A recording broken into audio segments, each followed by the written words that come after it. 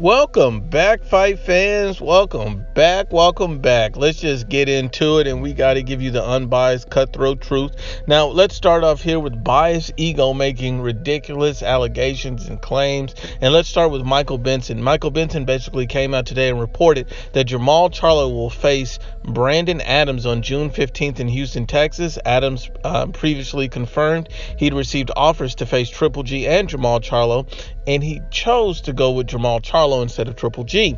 Now, you know, we all know the biased PBC narrative, and the biased PBC narrative is that, you know, biased boxing ego, the LDBC fangirls, and Dante's Biased Nation. The same narrative that all these guys pick is it's always hate on DAZN, hate on Triple G, hate on anyone else that is not the PBC. And, you know, I like Jermall Charlo. I think he's an interesting fighter, but at the end of the day, we have to be honest and unbiased, and this narrative that these guys are pushing has to be exposed. And the first thing that we have to expose is he basically states that he believes that Jermall Charlo versus Brandon Adams is a bigger fight in Houston, Texas than a fight with Triple G on the West Coast in LA.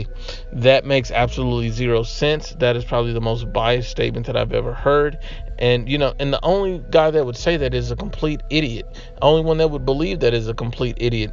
And, you know, and let me explain to you why that you to be a complete idiot to even believe or entertain that thought. And this is why this guy really doesn't know anything about boxing, and he's just an ultra fanboy. Because if you really look at the situation for what it is unbiasedly, you have to understand that Triple G is a much bigger name than Jermall Charlo. Triple G has been on pay-per-view. Jermall Charlo has not. You know, Triple G, you know, has been there with Canelo in the biggest fights. Triple G is well known. Triple G is sold out in headline cards. This is Jermall Charlo's second attempt to headline a card. And the first attempt, you know, he barely did okay.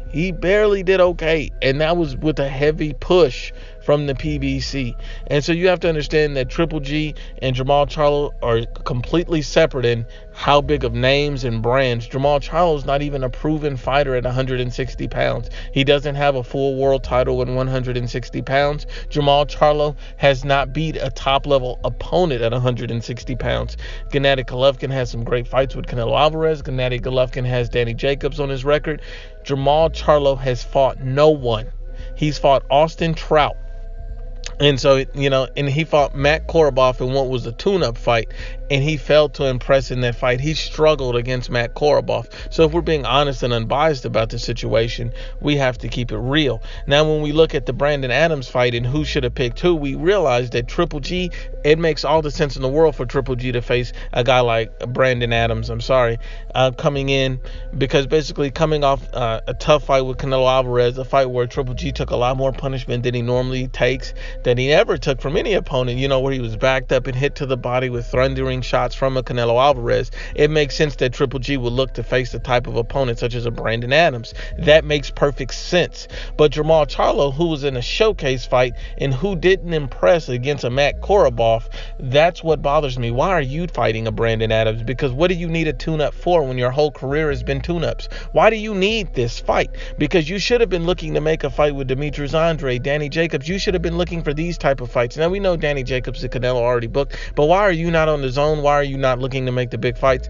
And why are you trying to enter a bidding war with Triple G and Brandon Adams for Brandon Adams? That makes no sense. This is a simple tune-up fight.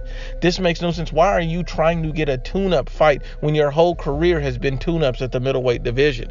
Brandon Adams has 2 losses and he's already been stopped once. So what good is this fight going to do Jermall Charlo? Don't worry, I'll wait.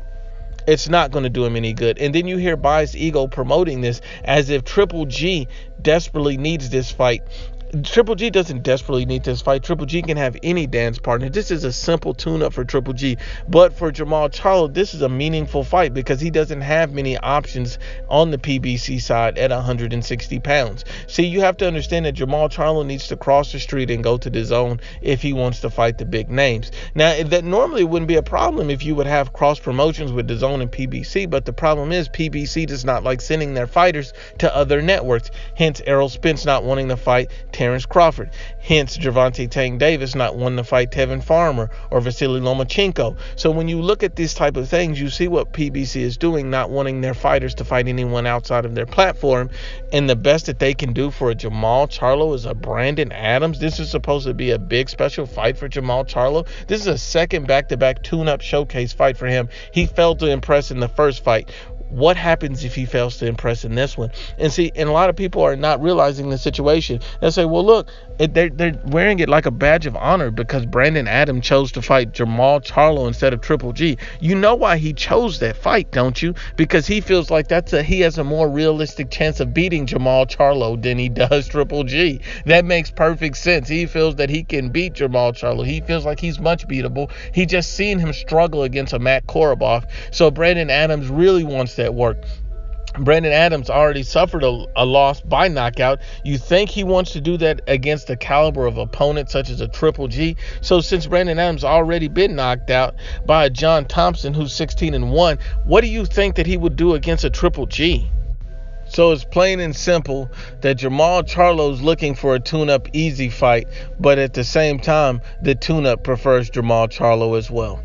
But once again, unbiased as always, it's the IBFP. Please share, like, and you must absolutely subscribe.